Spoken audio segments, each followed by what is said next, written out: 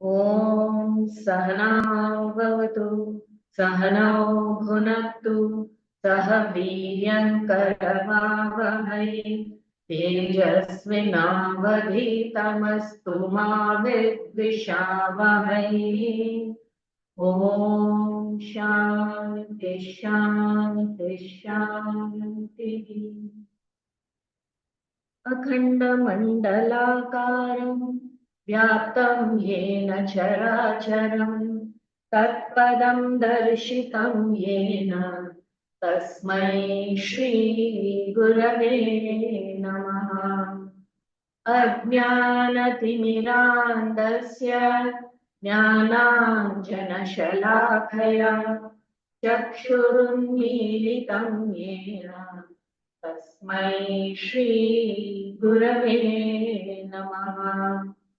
गुरुर्ब्रह्मा गुरुर्विष्णु गुरुर्देवो महेश्वरः गुरुरेव परं ब्रह्म तस्मै श्री गुरवे।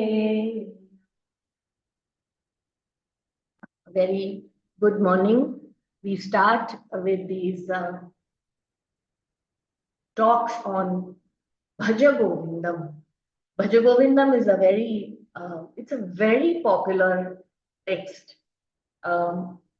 Even the ones who have not taken up to the study of scriptures as such have heard about the Bhaja Govindam. The composition is in it is rhythmic, it's in a meter, which is so easy to catch, learn. So you hear, even children can, pick it up, and it rhymes very well. They pick it up easily. And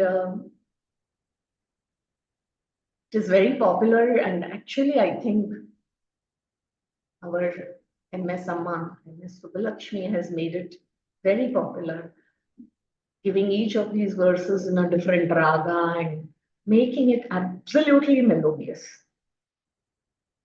But the irony here is, Bhaja Govindam, how beautifully we sing and we learn it, lyrical, musical it is. Its name is actually Moha Mudgara. Though in that Bhagavan says, Adi Shankara says, Bhaja Govindam, that is a refrain, it keeps repeating. And so it has got the name Bhaja Govindam. The text itself is known as Moha Mudgara. Mudgara is a hammer or an axe.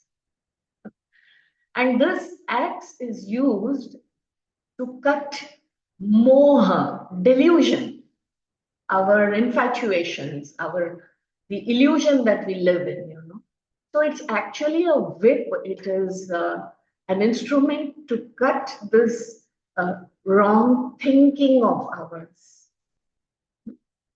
And it's, like I said, very gentle, soft, lyrical words. We sing about it, we are chanting it. But when we go to see the meaning of it, it's literally a wake-up call. It is like there is an urgency, there is an impatience in these words. And Bhagavan Shankara seems to be telling us, hey, wake up from your delusion. What are you doing? Which way are you thinking? What do you think you're going to gain from the way, in the direction in which you are going? It's like as though a house is on fire. Suppose a house is on fire, and the child is sleeping at home. Now the mother knows that there is a fire. So what will she do? Will she try waking up the child? Hey, beta, listen, get up. you know, the house is on fire and we need to leave. Please wake up, don't delay. It won't be like that, obviously, isn't it? What is she going to do? Just grab the child, and even if the child protests or resists, get up now, we need to go. You know, that is the sense of urgency and a kind of a lashing that you see with for the benefit, for the good of the child and the mother. So this is the kind of flavor you will get once you begin to read the Bhaja Govindam and understand the meaning of it. There is the sense of urgency. And in every verse, Bhagavan is just pointing out to the kind of delusions that human beings are lost. We think this is the direction we have to go. This is what I need to get in, without realizing a higher purpose. And there is something greater. We need to know this, isn't it? We need to be informed about this, first of all. So this is where he takes us.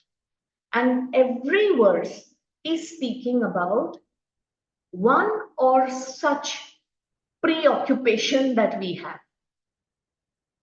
And it is beautiful to see that, okay, Bhagavan, Adi Shankara, this entire phenomenon, Adi Shankara was not a person. It's a phenomenon that happened, a manifestation of Bhagavan Shiva, because just in that small little period of 32 years, what all he got done is not humanly possible. There has to be a great power behind. It's a divine manifestation. We people, by then we grow and want to study something, we have already spent 15 years of our life. He was barely 32 when he left the body. And till around 8 years, he was on the lookout for his guru. So you just take out that many years. How many do you have left? In that short period, of some 20, 22 years. He not only wrote numerous commentaries on 8 to 10 Upanishads, the Vishnu Sahasranama, the entire Bhagavad Gita. He has written commentaries on the Brahma Sutras. For us to take any one text, study it in depth, and be able to write on it may take one lifetime. You just pick up any one Upanishad for us to understand it, and then, writing a commentary is not easy. You have to be absolutely precise and correctly interpret the meaning of it, and to add to why these words were used and not any other word, logically explain also. This was done by Adi Shankara 1,000 years ago. Understand, when there was probably no computer, no telephone, nothing to record and publish, print, typewriter, nothing. Everything is written by hand under the candlelight. Can we even think this is possible? Huh? So that's why I call it a phenomenon, that this phenomena happened. In Bharatavarsha, we had this manifestation of Bhagavan Shiva, and he appears as a guru, so we say he is Shiva avatar. Then people who believe Vishnu to be he, they say he is Narayana avatar. Doesn't matter, it is the divine avatar that has happened. So here, contrary to how we look at Bhaja Govindam, though it is very, like I said, very musical and very soothing to hear, the meaning of the verses is like a whip in the back, hey, wake up. At every step, we are told. And many, in fact, all of the verses are relevant even today. They apply to us. Maybe we are carried away with certain other delusions today. Like, we spoke of the three monkeys. Mahatma Gandhi said, do not see bad, do not speak, do not listen to anything bad. Now we have the monkeys saying different things. Do not get carried away with fake emails. Do not say, open up wrong links and whatever. It is relevant to today's times. So like that, we can continue speaking about the Bhaja Govindam, maybe, write our own verses also for today's time. Because of its lyrical notes and it rhymes so well. Bhaja Govindam is also called Chatpat Manjarika, and Manjarika is a bouquet. Bhagwan Shankara has. I will just briefly tell you about how it all began. There was this very elderly person in the banks of the river Ganga, Kashi, where Bhagwan with his disciples, where I think after their bath, they were going for their morning puja. They saw this person literally, breaking his head with Sanskrit grammar. He went on, this is the, Panini grammar, the part we had to do, Vyakaran, grammar part of it. And he kept, Dhatupad part. Dukrin karne, dukrin karne, dukrin. He was learning it by rote because he wanted to learn Sanskritam and then understand the scriptures. Looking at that, it just came out from Bhagwan's mouth, hey, what are you lost doing this dukrin karne, dukrin karne? This is not going to help you. And you are at the stage when you are, now most of that period where you had to learn all this is over. Don't waste your time, just Bhaja Govindam now. This is how it all started. So that's why you will see when he says, Bhaja Govindam Moolamate. At the end, Samprapte Sannihite Kale, when Kalam comes, you will, this is not Dukrin Karne is not going to save you. So Bhaja Govindam, hey. Here, Swami Dayananda would always say, he says, I can't believe Bhagwan Shankara is ever used in any of the bhashyams also, in any of his compositions or writings, you will never find a word like Mudha. Mudha is fool. So he says, I can't believe he's written, but I think the urgency, because of the urgency with which he wants us to wake up, this is the kind of thinking. He is not even blaming a person. He is not calling a person a fool. He says this kind of foolish thinking is wrong. So see, that's how gentle he is with his. He is very apt and precise with his. So it is like many masters, do this. Instead of telling, directly addressing us and saying, you are going on the wrong, you are thinking wrong, or you're a fool. They say, hey mind, where are you running? Why are you distracted? They seem to address the mind. Mind is a flow of thoughts. So they say, hey thought, where are you going? Come back. They don't refer it to your thought or my thought. This is the beauty of the saints. So here he says,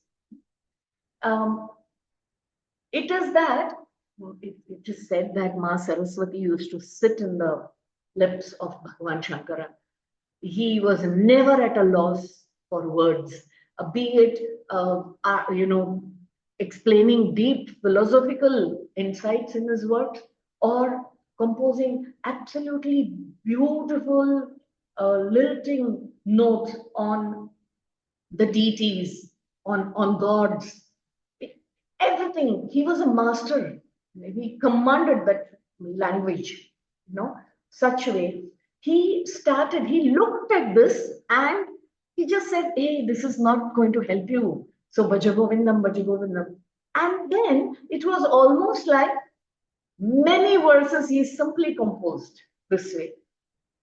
And they were around, it is said that 12 verses of the Bhaja Govindam is by Bhagwan Adi Shankara. And the other verses, what happened was he was with his group of disciples who went with him and heard this. They were very happy getting to know, and they also started composing. So the 12 verses by Bhagwan Shankara is also called the Dvadasha Manjari, bouquet of 12 flowers. And then when they also composed, the other disciples joined in, they have composed certain verses. The entire 31 verses is together is known as the Bhaja Govindam verses. So this is the Moha Mudgara. So now let's get ready for getting into the meaning of it. Once we read that, we understand, oh, so this is the essence of Bhaja Govindam. We shall go into the meaning, but the first verse itself. Bhaja Govindam, Bhaja Govindam, Govindam, Bhaja Mudhamate, Samprapte Sannihite Kale, Nahi Nahi Rakshati Dukrin Karane.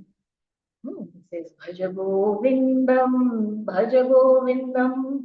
What is this opening stanza is like a refrain. After every verse, it is sung again. But the import of this, these two lines is that, when you say bhaja, bhaja means to worship, to praise, to serve. It comes from the root verb bhaja. So you can serve, you must praise, you must sing the glories, you must worship who? Govinda, Bhaja Govindam. Do that. That is what needs to be done. And Govindam, Govinda we know is Bhagavan Krishna, the cowherd boy you can call. But really, who is this Govinda? Who can control the animal passions? Who can herd unthinking, like animal-like intellect. He is Govinda. He has control over his senses. The one who is in complete control of the senses is Govinda. The one who is a master of all the Vedas is Govinda. Govinda is also Krishna, the cowherd boy who played the flute. He is the Lord himself. Govinda is that Param Brahma, the substratum upon which the entire creation exists and depends. So see, the moment with just these two words, Bhaja Govindam, he has directed the mind. And he says, this is what that must be done. You have to seek that Govinda. You have to praise that Govinda. You have to serve that Govinda. You need to worship that. So here, Bhaja Govindam, if you are a person who is very devoted to Ishvara, God, then tune in your mind, seek to know who that Lord is. If you are a person who is seeking the truth of your own nature or want to know what is this creation about, who is the creator, then also Bhaja Govindam, Bhaja Govindam. If you're a person who is driven to doing good in this world, because very often we say, I don't know about these philosophies, I don't know about God, creator, wherever there is one, but I think a human being should do good. Manav Seva is Madhav Seva. So if you think that way, then serve this Govinda, Bhaja Govinda. So whichever way you are, wherever you are, with whatever inclination and sentiments, whichever way you are directed, you are oriented. There is an orientation, no? We all have. Some of us are oriented towards philosophy, understanding. Some are intellectually oriented. Some are more emotionally oriented. Some say, no, let me serve. Physically, I will do whatever possible. You don't ask me to think about these philosophies. Don't ask me to meditate. And some say, I would like to simply silently sit and meditate. Some say, I like to sing the worship. I like to do bhajan, kirtanam of God. Love to do puja. Whichever way you are, Bhaja Govindam, Bhaja Govindam. You pray, you worship, you serve, you seek. Bhaja, whom? Govinda. Who is this Govinda? He is this beautiful Lord who is the creator of the entire universe. He is the one whom you seek as the Parabrahman, ultimate truth, the essence of everything that we see. He is the self within us. He is the self, the same self in all. He is the very essence of all forms and names. So you want to know him this way? Know him. Bhaja Govindam, Bhaja Govindam. Bhaja Govindam. Hey Mudamate, understand. Do not go after all this secular knowledge. When he says, Samprapte sannihite kale, then it is time for you to leave the body, isn't it? And we are all going to, if we know one thing in life, it is that death is guaranteed, isn't it? We don't know when. That is not known to us. But it is coming. The beauty is, today we have products in the shopping mall, and each of these products that we buy comes with an expiry date. There is a birth date, manufacturing date, and then there is an expiry date. They are all lucky, I think. For here, for the humans, manufacturing date we assume is our birthday. The end date we do not know. Expiry date we do not know. When it comes. Self we must think about. Since we do not know when it is going to come, let us not waste our time with what he says. Grammar rules, that is this Dukrin Karne will not save you. What is Dukrin Karne? It signifies not only Sanskrit grammar. Okay? It signifies any kind of secular knowledge. I remember in the ashram when we started, and before even we start serious study, we learned the Bhaja Govindam. And though this is considered a smaller text, it's very, very popular. So we were all very happy because, see, Bhagwan Adi Shankara himself has said that Dukrin Karne, we should not be bothered. So we thought we will get an escape from learning Sanskrit.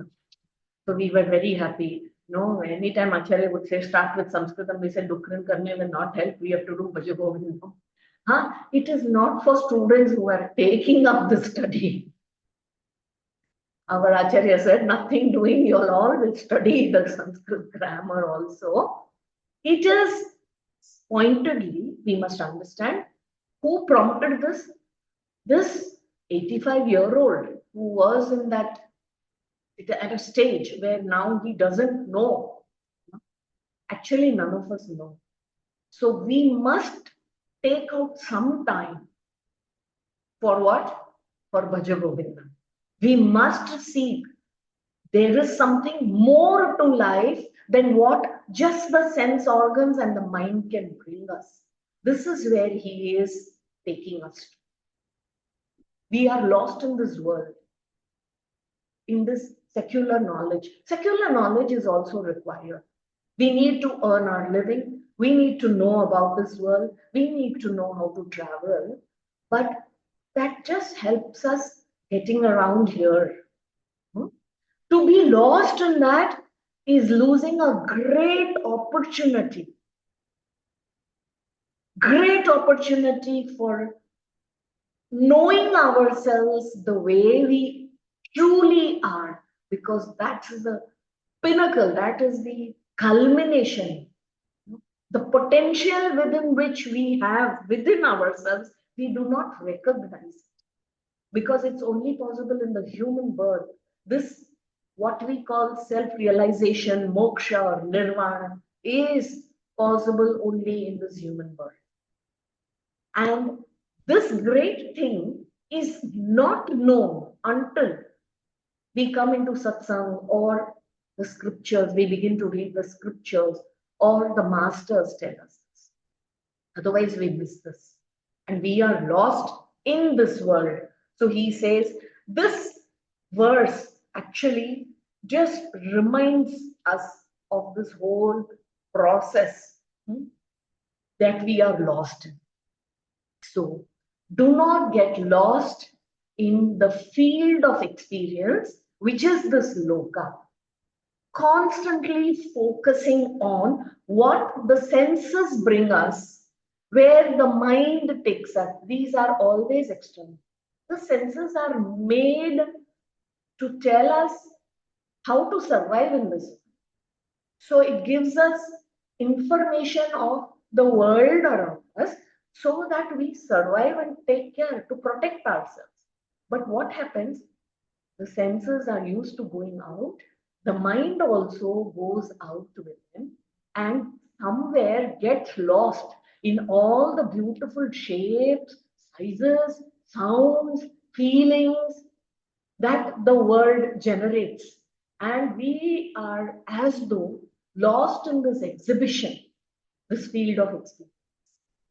We go to one shop after the other, trying to get us happiness, satisfaction, fulfillment, because this is the way the senses are trained. The mind becomes conditioned to look for fulfillment and satisfaction outside. It is not there, is what Bhagavan is telling us here. So do not focus too much on the outside. It is required for our survival.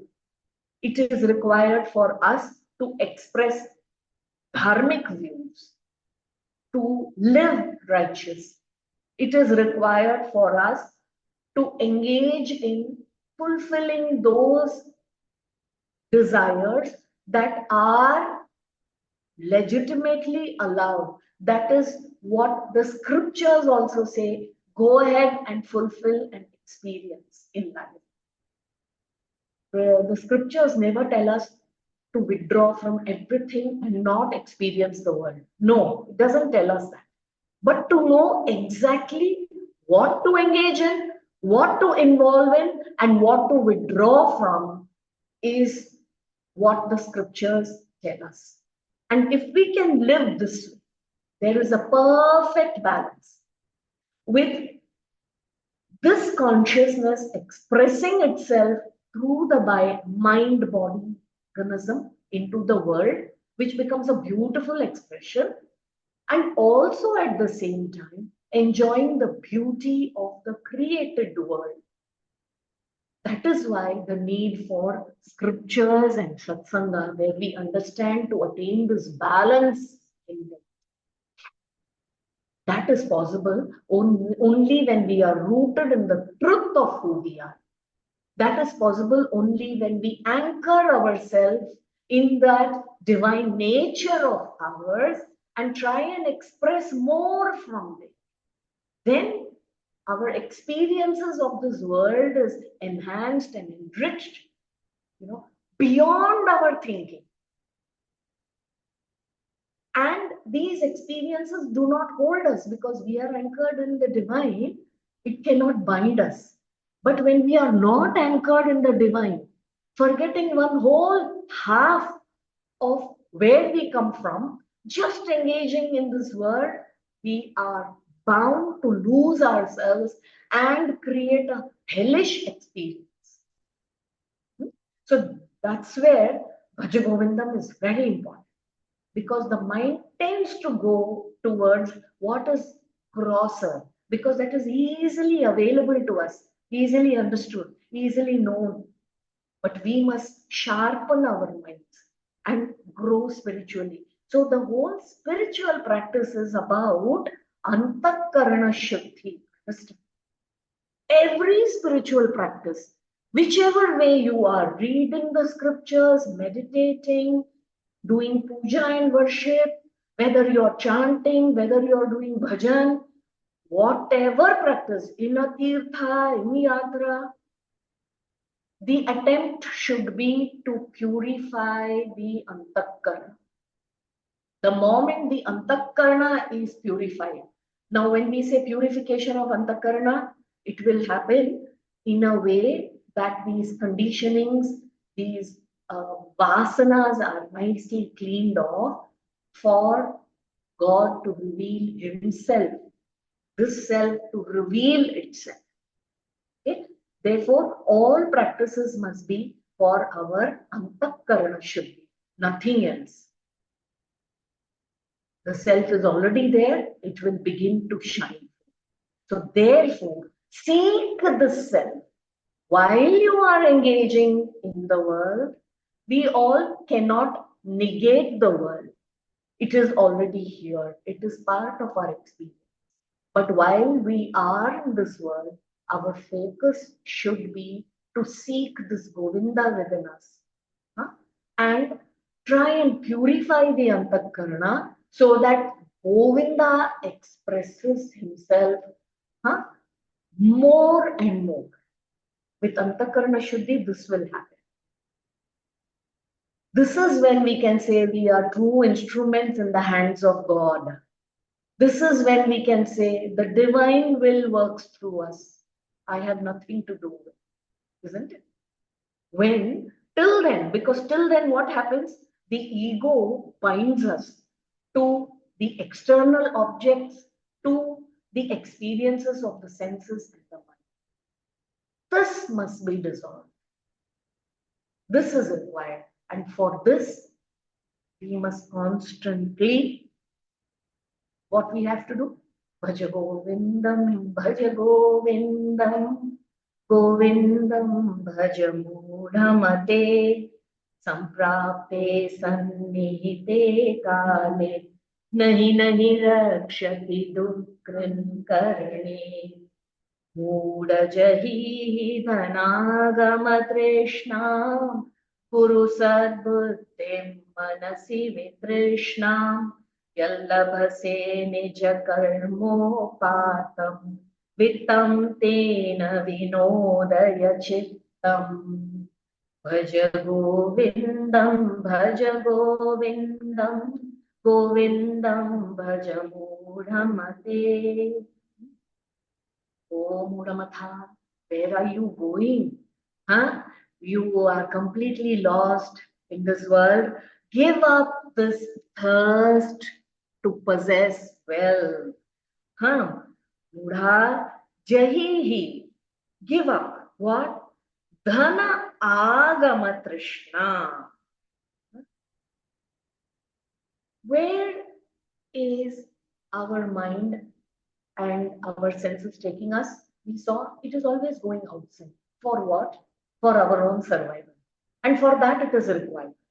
For the basis of our survival, we must know our environment. We must clearly know, and we must intelligently secure our position. That we must do. We cannot say that I do not care for this body. It is in and through this body, if the body is in right shape, will we help us. It's a tool for us to recognize ourselves in this body. And we must, that is the goal, to reach that. So we require this body, hence it should be taken care of. So for taking care of that, we need artha, wealth. But here Bhagavan says, what happens is, we are all so lost in seeking this wealth, we don't know where to stop. How much wealth do we need? We need that much to take care of this body, right? So we say basic needs. What are they? Roti, kapda, makan, it was said. No? In Hindi, we say roti, food. We need 2 meals a day. Some of you may say, no, no, no. I prefer eating, doctors say, smaller meals, but more number of meals. Okay, whatever it is, the quantity will be the same. You can't eat for tomorrow and day after. No? When you eat one time, your stomach will only, and the body will say it's enough.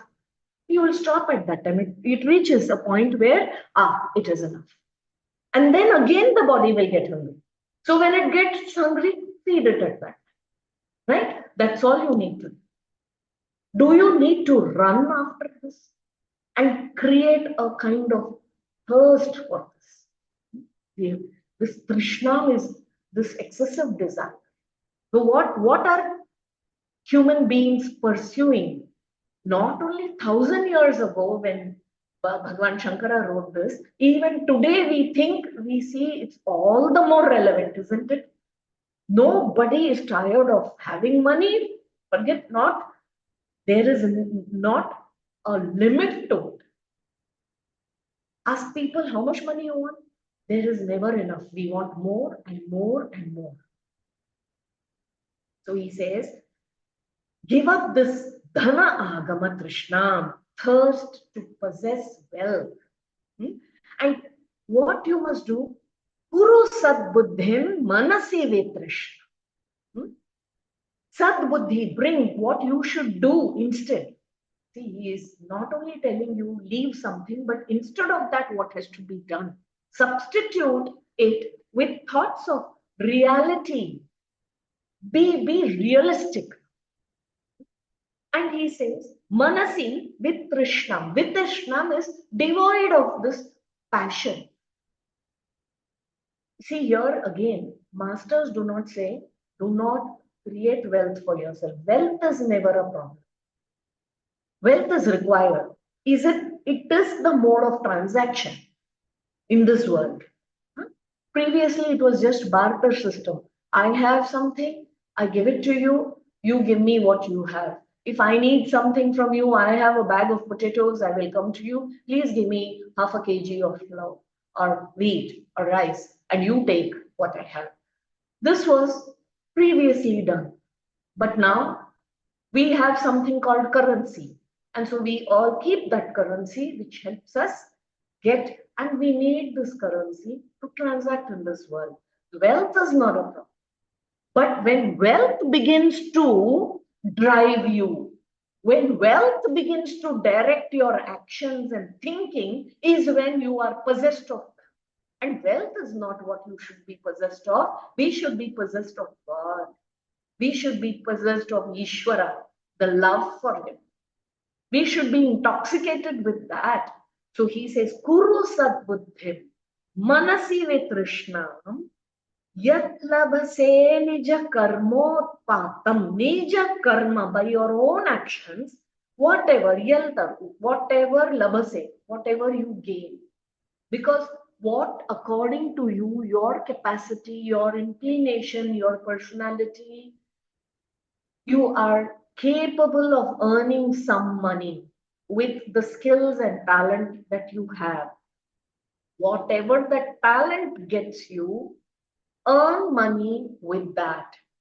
And whatever that money, learn to be content with it. This is what he says. Whatever nija karma utpatam, obtained, vittam, wealth, tena, with that, vinodaya chittam, you entertain your mind, you be content.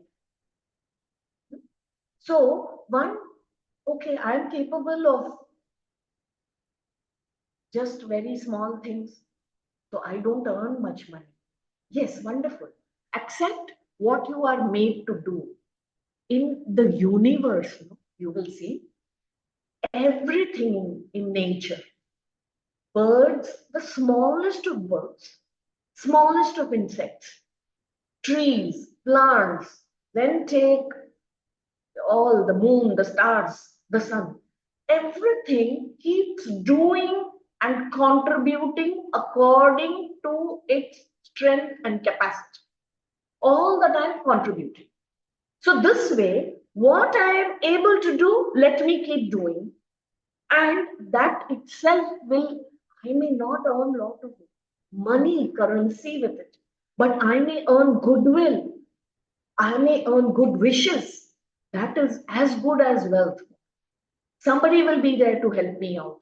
We must allow for this to happen and not run after wealth. That I am not interested in this field.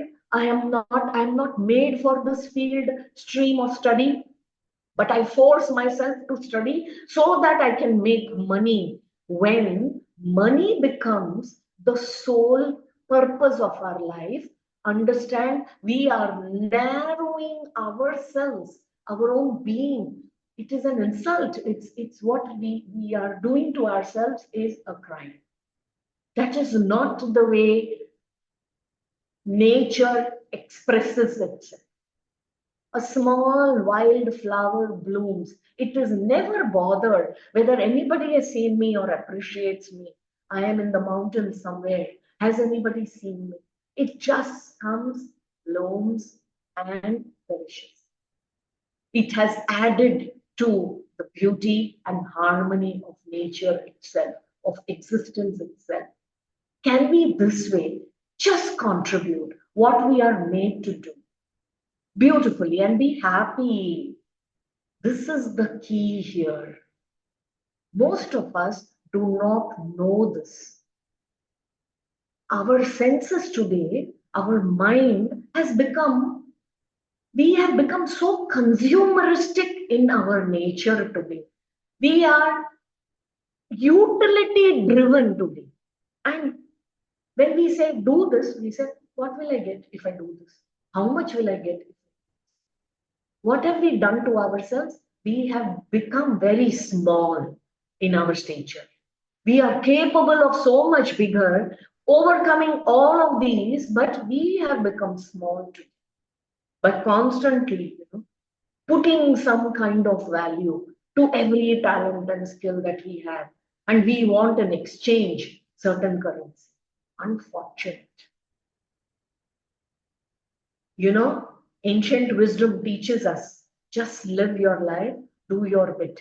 Like the squirrels who participated and helped and contributed in the making of the Rama Setu, the bridge that Bhagavan Sri Rama had to use to cross over. Squirrels also helped. Isn't there a beauty to this? Isn't there a sense of purpose? And that was appreciated by Bhagavan. Can't we all just keep doing our thing and just be happy with it? Huh? A cobbler has to do his job.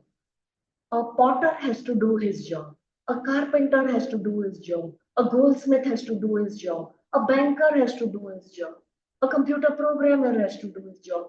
There is nothing big or small in this. But unfortunately, this is Jiva Srishti, that we think that doing this job is much greater than this. There is nothing like that in the nature that you will see. Everything is contributing, just doing what it is supposed to be. We all have our talents. If we can reach out to our own potential and contribute this way to the world, we have lived a purposeful life, right? And we should enjoy that, not look at what we can get by giving something. The moment you are thinking of receiving something in exchange for what you have become a beggar. What do? We are holding like this. Don't be that. In nature, you see only every element in nature giving. Can you keep giving from your being? Just give. Keep giving. What can I do? What can I do today? For the animals I see, come across, for human beings that I come across, for the plants that I come across. If there is nothing, can I just be in a state of being in a state of peace and balance so that I create this around myself. Whoever comes within the vicinity also feels peace. Can we do this way? Then we are a giver. We are part of this existence. We all contribute to the harmony and peace of existence. This is where a change in our thinking process is required. And this is where it's the Mudgara that Bhagavan uses. Hey, it gives you a tug. Are you matured, sensible, evolving human being? Please just be content with what you have. Don't keep on hoarding for tomorrow. I have earned so much money, the next 7 generations don't have to bother. Believe me, you check for, with experience, you will know the second generation of such a family begins to suffer because they are now no value to their life. When you do not, we as children, not everything was given to us very easily. Today, things are just given to children very easily. They demand, they get. So what happens? They have no value for most things, and they can't face a no for an answer. When you cannot take up these challenges, you become a very weak person, weak from within. There is no inner strength to face external challenges. We must be ready. We must be brave. Whole generation of people who are tuned into just satiating their senses and their mind with sense objects. You are weakening an entire nation, the entire human civilization. So you see the seriousness, the responsibility that each one of us has. Therefore, Bhaja Govindam, Bhaja Govindam, Govindam Bhaja Mudamate. Do not fall for these things. Be with whatever you get as a reward of your past karmas. Entertain your mind with that. Learn contentment. Learn to be happy with what you have. This santosh, this santushta state of mind is a rare state of mind. Try and create this contentment for yourself. Nobody is going to give it to you. You have to do it yourself. Therefore, Bhaja Govindam. We shall just read the third verse. Nari sthana bharanabhidesham drishtva maga moha vesham etan mansavasadi vikaram manasi vichintaya varam varam. Bhaja Govindam, Bhaja Govindam, Govindam Bhaja Mudamate. Another thing where the mind is attracted to naturally. Nari sthana bhara nabhi desham. Here, Bhagavan, in those days, Bhagavan was traveling, wandering, from place to place. And he had his group of disciples. Now, these were all men. Okay? So he is addressing the men this way, but its significance or relevance should be understood to apply to all. Here he is telling his disciples, hey, looking at these beautiful maidens, women, these beautiful maidens, you look at their shape of that body, do not get carried away. Do not fall for this. There comes a time, because this is natural. We humans need to procreate. So therefore, hormones are made up in that way so that we come together, the man and the woman, and see to it that the vansh, as we say, the race continues. If this kind of an appeal or attraction to the opposite sex is not there, the race cannot be continued. No. Therefore, this is given to all living beings. There is a moment. But what happens is, for the animals, there is a mating season. When this season begins, is when the male and the female animal get together. After that, there is no such thing in their minds. But peculiar to the humans, there is so much anandam that is experienced in this coming together that we need to come together when we need to procreate. But that function is kind of forgotten. The whole ananda experience is what we want to replay again and again and again. So what happens? We are attracted to the opposite sex all the time. And we keep playing this in our mind. He says, don't be lost like this. He has a very beautiful way. He said, this is but a modification. This, he says, etam mansa vasa adi vikaram. This body is made up of flesh and fat and all bones and phlegm. See, this is the beauty, Bhagavan, because he is also giving you an antidote. That is natural. We get attracted to the opposite sex, Acharya. What do we do? These thoughts come to our mind. He says, what do you do? He is also thinking, don't get carried away by the outer package. Today, there is so much, it's an industry, packaging industry, designing of packages, isn't it? People earn money out of that also. It's become a great industry because it is not the content that is inside, how it is packaged and sold. People love the covering. So we live in such a state today. The outer cover is very important. Inner content can go or a toss, doesn't matter. Funerals are become important because the arrangements and everything is important. The deceased person is forgotten. Marriages are important. Why? Oh, the decorations, the catering, which destination, what clothes, what jewelry.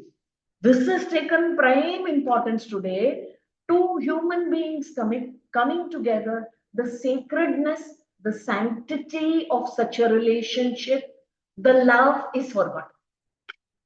Isn't it? We are living in this one. So he says, look, what is that beautiful body made up of? The skin is covering everything, it is the outer covering, which is very fair and beautiful.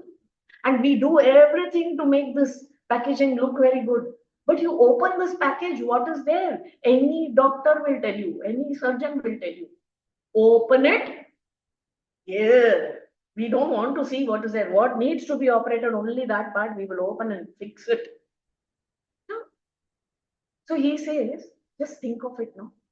What you will find? Many liters of blood, many kilos of flesh, and all the other dirt, phlegm. This is what the entire body is made up of. Whether it is a woman's body, man's body, any animal body, isn't it? What is so great about it? In the Viveka Chudamani, Bhagavan Shankara says this. He tells us how to get over these feelings. The moment you are attracted, tell yourself, what am I attracted with? The outer only. What is inside that body? When you start thinking of it, you actually feel, no, I don't want to think of this anymore. Automatically, such feelings have gone. We must learn how to distract the same mind so that it withdraws from entertaining and engaging in such thoughts again and again. So Bhagavan here, very beautiful. He says, understand this is just a modification of flesh and blood. So this is for both the sexes, because men are attracted to women, women are attracted to men. This is natural. This is srishti, sahajam, it happens. This is because we need to keep the human race alive. So when it is time to come together, you do come together. After which, we must not focus so much and be driven by this whole act and experience. Because if this way we are lost, again we are deluded. You know, our whole thinking, our whole life we spend about how to replay this experience, how to have enjoyment of this experience again and again and again. And we get caught up in that cycle. It's very difficult to get out of some kind of cycle that we want to replay or experience. Hmm? This is what leads to addiction. This is what leads to perversions. This is what leads to very other. You will see all the kind of irresponsible, all the kind of criminal actions that take place because of this unbridled license, that we have given our minds to. A human being is supposed to evolve into his higher self. But what is happens when he succumbs to such sentiments and emotions and habits, he goes down to his animal nature. There is no difference between this human and animal at that time, when he has no control over his senses. So we must be very careful about this. So this, he says, think well, understand this, think about it. And then he says again, and he says, Manasi vichintaya varam varam. Again and again tell yours to not fall for this. It's a practice. And why this practice? Because you want to evolve and come to recognize divinity within yourself. So there must be actions, there must be a thought process which help you evolve. And that is the practice. To give up, to move away, to detach from the lower self and then attach to the higher self. This is the Hindu culture. So whatever practices you do, where is it to lead you to? To connecting to this union with the highest, which is already within you. Therefore, I want you all to think about the verses that we have completed today. Start writing your own notes. Would be nice. Because as we do these verses, you will realize that Bhagavan is picking up such delusions that human behavior is involved in, that human collective thinking, we are pursuing such things which are not taking us in the right direction, collective. So you might find also that in the present society, what are the delusional practices and thinking that we are carried away with? And maybe, towards the end of the text, you all can share it also.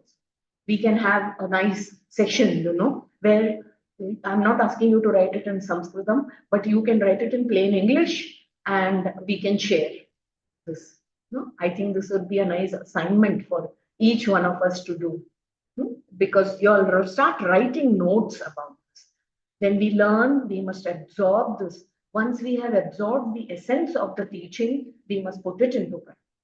See that we are not carried away by the senses. And where are we directing our thoughts? When the thoughts are distracted, it is Moodamatri. Otherwise, Bhaja Govindam. So we will stop here for today and continue next Saturday.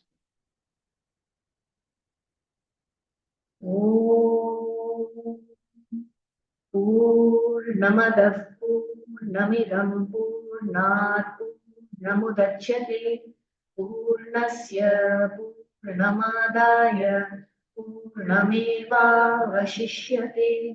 Om Shanti Shanti Shanti.